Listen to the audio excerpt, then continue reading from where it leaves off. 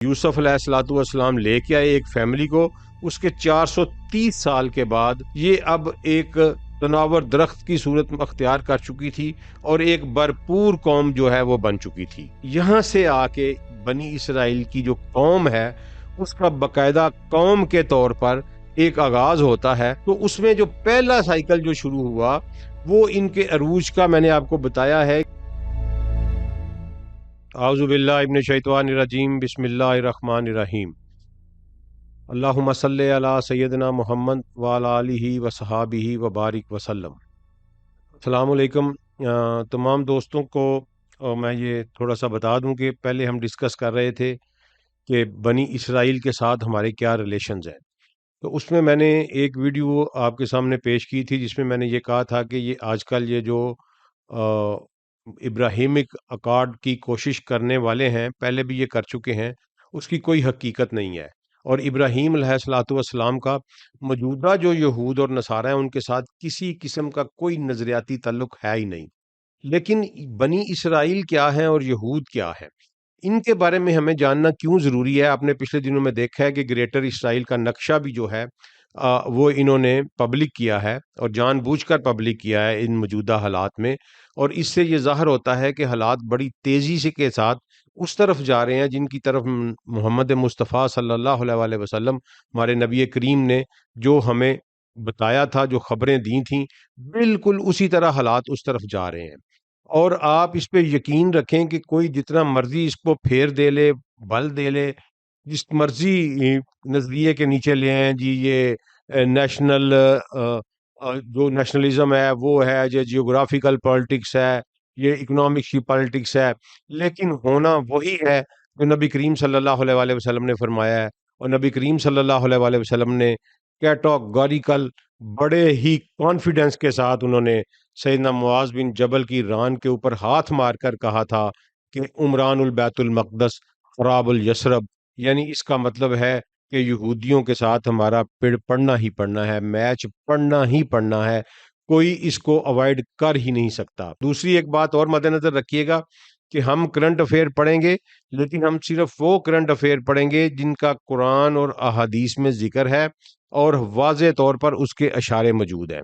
تو ہمارا یہ بات طے ہے کہ جب نبی کریم صلی اللہ علیہ وسلم نے طے کر دی کہ ہمارا ان یہودیوں کے ساتھ پڑنا ہے، تو ہمیں ان کی نفسیات سمجھنے کے لیے ان کی طریق سمجھنا اور پھر ان کا حال ہے وہ سمجھنا بہت ضروری ہے، تاکہ ہم ان کے مستقبل کے اوپر جو ہے وہ پوری طرح گرپ حاصل کر سکیں۔ تو میں آپ کو مختصراً ایک سفر کراتا ہوں، یہ جو تقریباً سمجھ لیں کہ 4-5 ہزار سال کا سفر ہے، جس میں یہ قوم بنی کیسے اور بنی اسرائیل ہیں کیا۔ تو سب سے پہلے تو ان کا وجود جو ہے وہ بے شک سیدنا ابراہیم علیہ الصلوۃ والسلام کی اولاد سے نکلا، اور چونکہ ابراہیم علیہ الصلوۃ والسلام کے بعد اللہ نے ایک نئی اسکیم شروع کی تھی اور یہ کہا تھا، ابراہیم علیہ السلام سے وعدہ کیا تھا کہ ہم نے آپ کو امام بنا دیا ہے تمام انسانوں کا، اور انہوں نے کہا کہ میری اولاد کو بھی، لیکن اللہ نے کہا کہ آپ کی اولاد میں جو ظالم ہوں گے ان کے ساتھ میرا وعدہ کوئی نہیں ہے۔ تو یہ بنی اسرائیل جو موجودہ یہودی ہیں، یہ ابراہیم کی وہ ظالم اولاد ہے۔ میں قرآن کے ذریعے ثابت کروں گا کہ یہ وہ لوگ ہیں جن کے اوپر اللہ تعالیٰ نے لعنت فرمائی ہے۔ سورہ الحدید کی آیت نمبر ہے 26، جس میں اللہ تعالیٰ نے کہا کہ ہم نے نوح اور ابراہیم کو بھیجا اور ان دونوں کی نسل میں نبوت اور کتاب رکھ دی، پھر ان کی اولاد میں سے کسی نے ہدایت اختیار کی، لیکن بہت سارے کثیر تعداد جو تھی وہ فاسق ہو گئے۔ وَكَثِيرٌ مِّنْهُمْ فَاسِقُونَ، یعنی کہ اللہ نے کہا کہ میں نے 2 سلسلے شروع کیے۔ پہلے نوح کی اولاد سے انہوں نے اللہ نے شروع کیا، میں نے آپ کو بتایا تھا کہ اللہ کی پہلے جو سکیم تھی اس میں اللہ نے کہا کہ میں نے کتاب اور ہدایت رکھی، اور پھر ابراہیم کی اولاد میں کتاب اور ہدایت رکھی، لیکن بہت کم لوگ جو تھے وہ ہدایت کی راہ تو انہوں نے اختیار کی، اور میجارٹی آف پیپل جو تھے وہ فاسق ہو گئے، انہوں نے غلط راہ اختیار کی۔ اسی طرح اللہ تعالیٰ نے سورہ العنکبوت میں آیت نمبر ہے جی یہ 27، اس میں اللہ نے کہا کہ ہم نے اسحاق اور یعقوب ابراہیم کو عطا کیے اور ان کی نسل میں نبوت اور کتاب رکھ دی، اور اسے دنیا میں اس کا اجر عطا کیا، یعنی ابراہیم علیہ الصلوۃ والسلام کو دنیا میں یہ انعام دیا اللہ نے کہ ان کی اولاد میں نبوت اور کتاب رکھی، اور آخرت میں وہ یقیناً صالحین میں سے ہوگا۔ یہ سیدنا ابراہیم کی تعریف کی اللہ نے کہ ہم نے اسے ایک اسحاق دیا اور پھر یعقوب دیا۔ اب یہ دیکھیں کہ ابراہیم علیہ الصلوۃ والسلام کے دو بیٹے تھے، ایک اسماعیل اور ایک اسحاق۔ اسماعیل کو اللہ تعالیٰ نے بالکل علیحدہ طور پر ایک علیحدہ زمین کے خطے میں آباد کیا، اس کے اوپر ہم کبھی گفتگو نہیں کر رہے، ابھی صرف میں قرآنک ریفرنس بیان کر رہا ہوں آپ کے سامنے۔ دوسرے بیٹے ان کے یہ تھے چھوٹے بیٹے سیدنا اسحاق علیہ الصلوۃ والسلام کی۔ تو اللہ تعالیٰ کہہ رہے ہیں کہ اسحاق کے بعد میں نے اسے یعقوب عطا کیا، اور یہ دونوں کو ہم نے پیغمبری عطا کی، اور یہ اللہ تعالیٰ کا خاص انعام تھا جو انہوں نے ابراہیم علیہ الصلوۃ والسلام کی طرف کیا۔ یہ ہوا کیا کہ اسحاق کے بعد یعقوب پیدا ہوئے، یعقوب کو اللہ نے پیغمبری دی، اور ان کے بعد یعقوب کثیر الاولاد ہوئے، ان کے 8-9 بیٹے تھے، ان میں سے ان کا جو سب سے چھوٹے بیٹے تھے سیدنا یوسف علیہ الصلوۃ والسلام، اللہ تعالیٰ نے ان کو پیغمبری عطا کی اور انہیں بڑا ہی بزرگوار، بڑا بزرگی والا اور بڑا مرتبے والا بنایا۔ آپ، میری گزارش ہے کہ تمام میرے سننے والے سورہ یوسف کو پڑھیں، وہ اس میں پوری یوسف کی سٹوری بیان کی گئی ہے، اور وہ سٹوری جو ہے کمال کی سٹوری ہے۔ That's a full of with action, with suspense,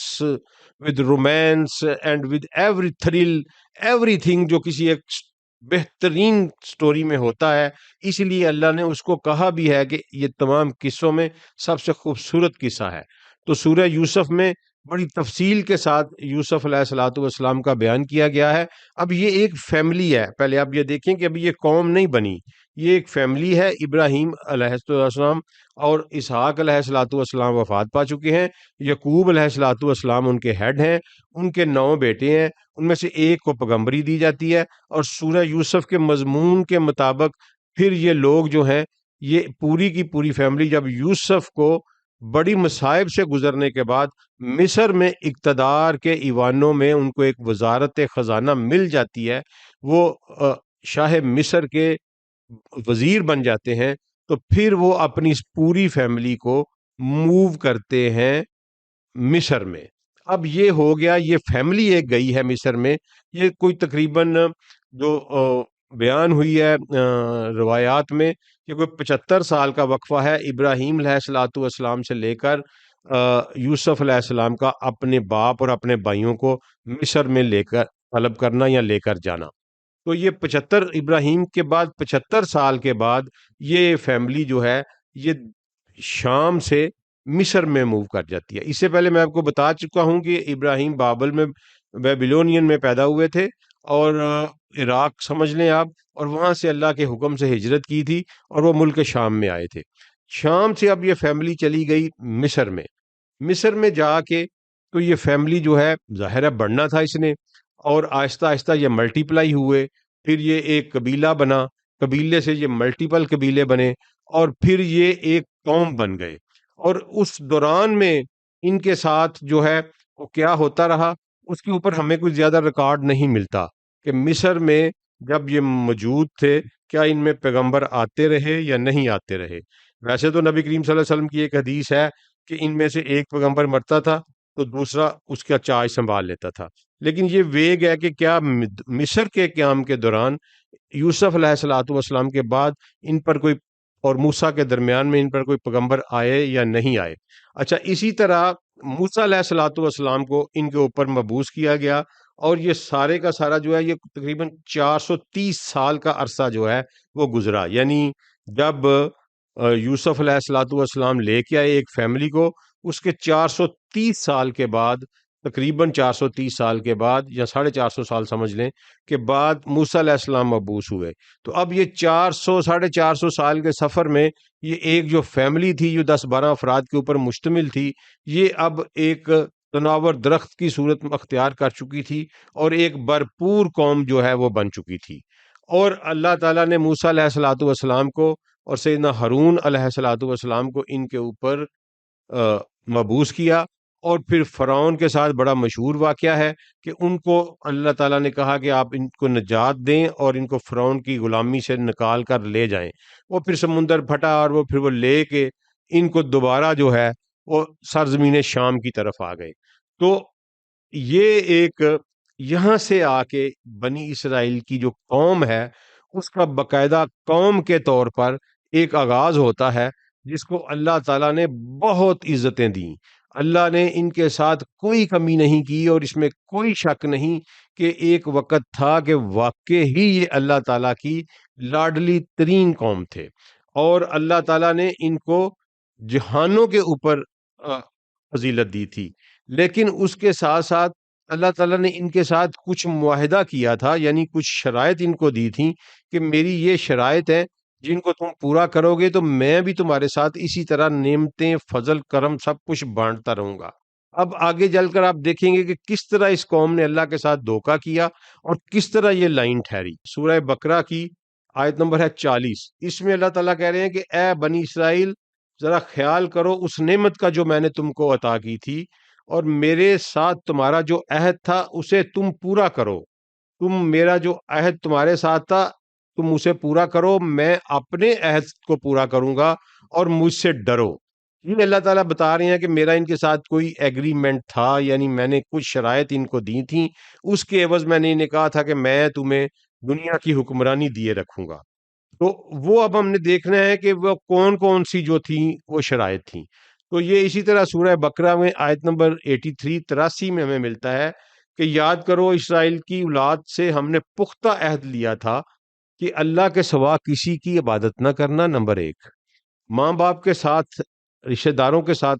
یتیموں کے ساتھ، مسکینوں کے ساتھ نیک سلوک کرنا، یعنی ماں باپ کے ساتھ نیک سلوک کرنا، رشتہ داروں کے ساتھ نیک سلوک کرنا، اور یتیموں مسکینوں کے ساتھ نیک سلوک کرنا، لوگوں سے اچھی بات کہنا، بھلی بات کہنا، نماز قائم کرنا اور زکوٰۃ دینا۔ یہ اللہ تعالیٰ نے یہ بتائے، مگر اللہ نے اسی آیت میں فرمایا کہ الا قلیل منکم وانتم مورزون، اور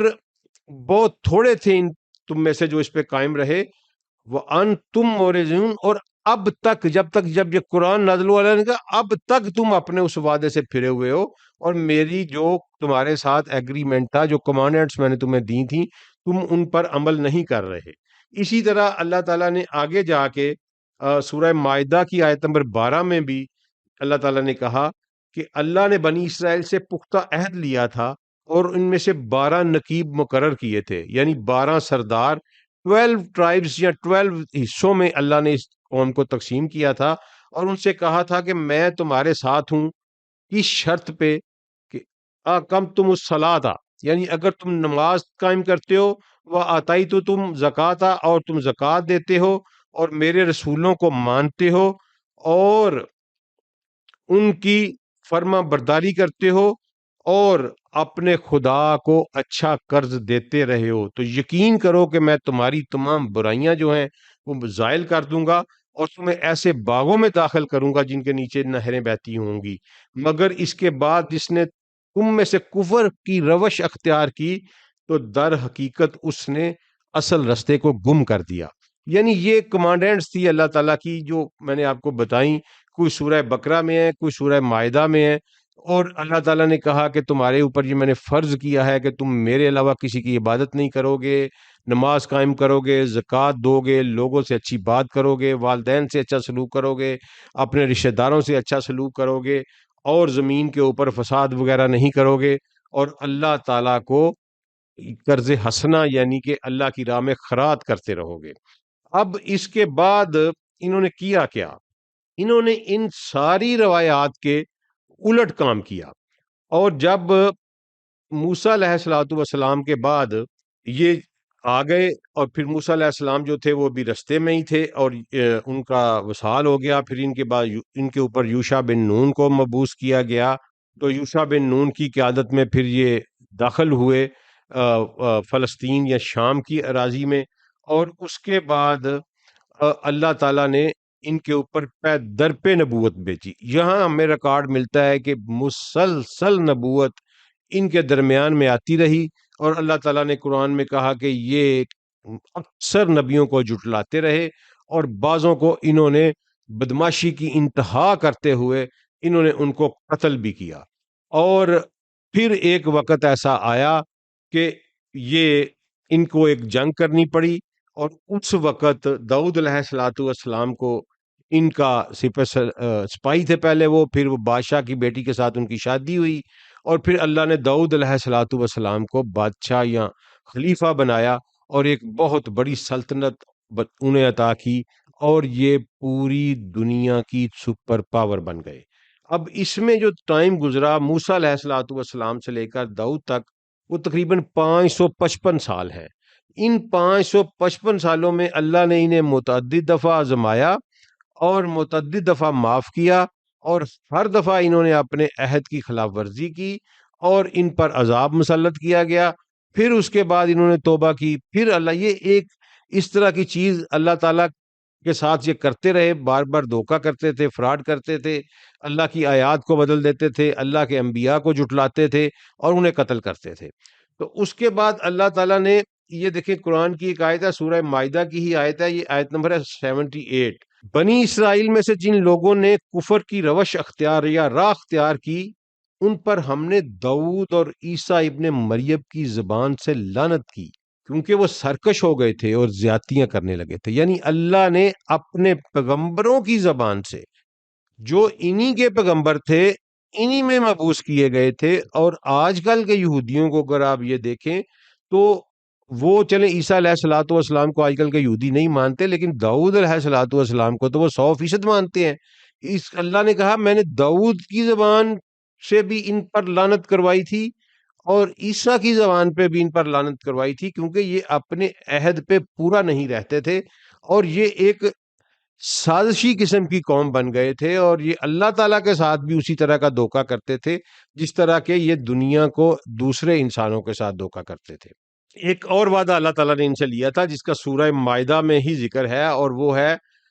سورہ مائدہ کی آیت نمبر 70۔ ہم نے بنی اسرائیل سے پختہ عہد لیا اور ان کی طرف بہت سے رسول بھیجے، مگر جب کبھی ان کے پاس کوئی رسول ان کی خواہشات نفس کے خلاف کچھ لے کر آیا تو انہوں نے اس کو جھٹلا دیا اور کسی کو قتل کر دیا۔ یہ میں نے آپ سے بات کی، یہ باقاعدہ قرآن کہہ رہا ہے، میں اپنے پاس سے نہیں کہہ رہا۔ اللہ نے ان پر بے تحاشا رسول بھیجے اور پے در پہ بھیجے، مسلسل رسالت کا ایک سلسلہ ان کے اوپر جاری رہا، لیکن جب اللہ نے کہا کہ جب بھی انہوں نے چونکہ اپنی خواہشات نفس کو دین میں داخل کر لیا تھا، اپنے نئے نئے فارمولے بنا لیے تھے، تو جب انہوں نے اس کے رسولوں نے ان کو آ کے بدلنا چاہا، ان کے طریقہ زندگی کو بدلنا چاہا جو کفر پر چلا گیا تھا، تو انہوں نے نہ صرف انبیاء کو جھٹلایا بلکہ ان کے قتل تک کے جرم کا ارتکاب کیا۔ یہ اتنی لائن قوم تھی۔ اچھا، اس کے بعد ہمیں قرآن مجید میں نا ایک بڑا ہی عجیب قسم کی صورتحال ملتی ہے جس سے ہمیں یہ ساری بات واضح ہو جاتی ہے کہ ان کے ساتھ ہوا کیا۔ سورہ بنی اسرائیل جسے سورہ اسراء بھی کہتے ہیں، اس کی ہے آیت نمبر 4، جس میں اللہ نے کہا کہ وَقَضَيْنَا إِلَىٰ بَنِي إِسْرَائِيلَ فِي الْكِتَابِ لَا تُفْسِدُنَّ فِي الْأَرْضِ مَرَّتَيْنِ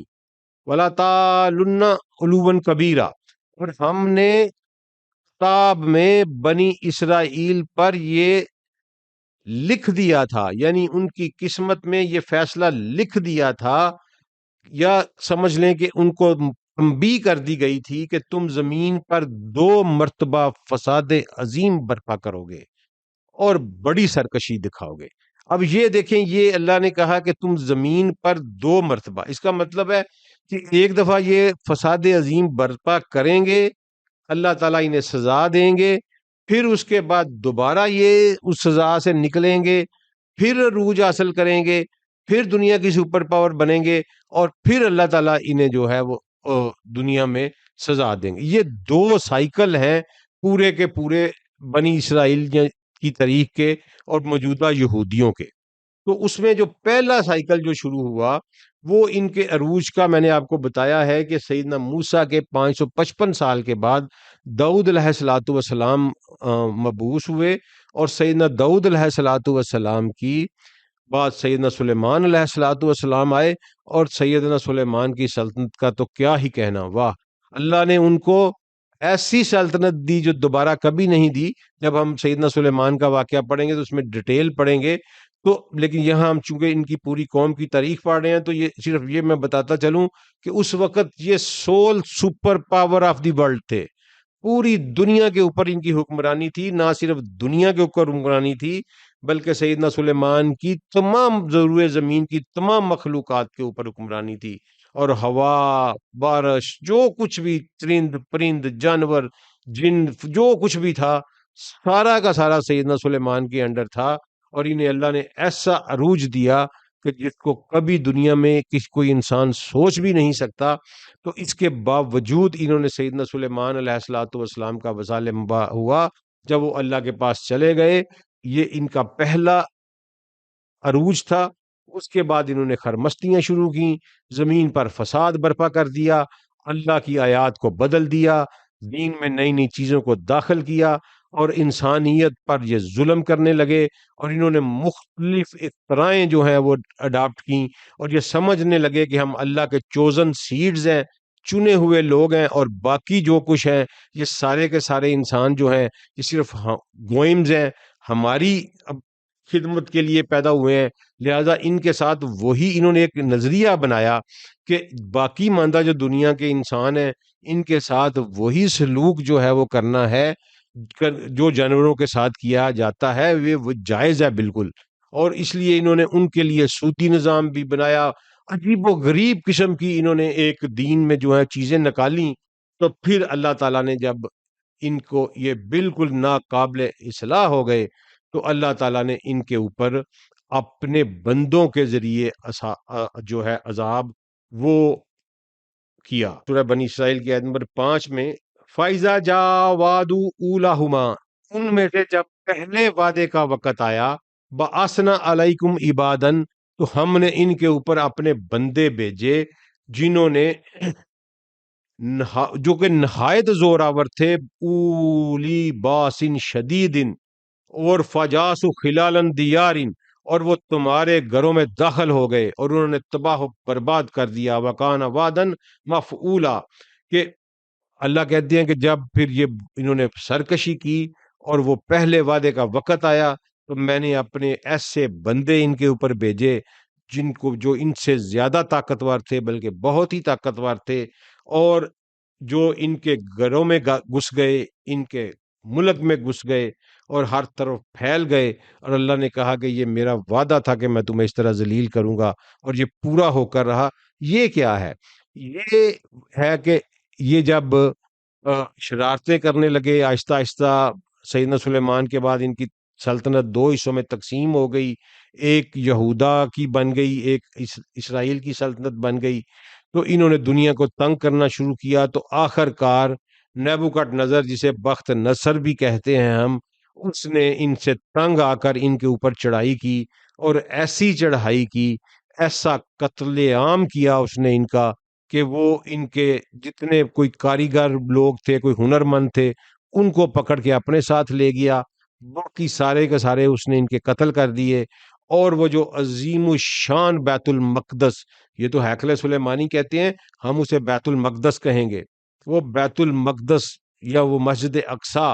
جو سیدنا سلیمان علیہ الصلوۃ والسلام کے دور میں اللہ تعالیٰ نے تیار کروائی تھی، اور اس کی تعمیر میں غیر مرئی مخلوقات نے بھی حصہ لیا تھا، وہ ایک عجوبہ تھا، اس نے اس کو مسمار کر دیا، اور ایسا مسمار کیا کہ اس کا ملبہ بھی وہ اٹھا کے لے گیا، اور ایک اینٹ تک اس نے وہاں نہ چھوڑی۔ اور پھر ان کے بعد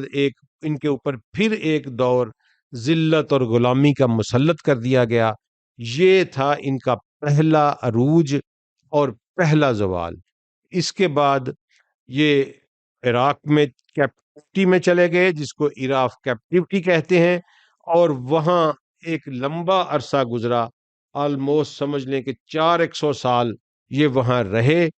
کیپٹیوٹی میں، اور اس دوران بھی اللہ ان کے اوپر نبی بھیجتا رہا، لیکن یہ پھر نبیوں کے ساتھ وہی سلوک کرتے رہے۔ لیکن ایک بار پھر ایسے نبی ان کے اوپر مبعوث ہوئے جنہیں دانیال علیہ الصلوۃ والسلام کہتے ہیں، تو انہوں نے ان کی اصلاح فرمائی، اور پھر ایران کا جو کنگ تھا، جس کو تاریخ جو ہے وہ سمجھ لیں کہ ذوالقرنین کے ساتھ بھی کبھی کبھی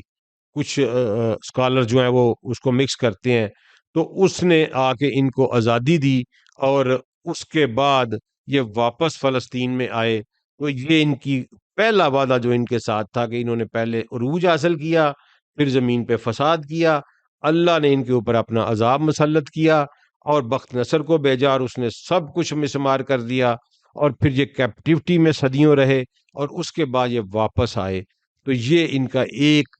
ایک وعدہ جو اللہ کا تھا وہ پورا ہوا۔ آگے ہم پھر دوسری کی بات کریں گے۔ السلام علیکم ورحمۃ اللہ۔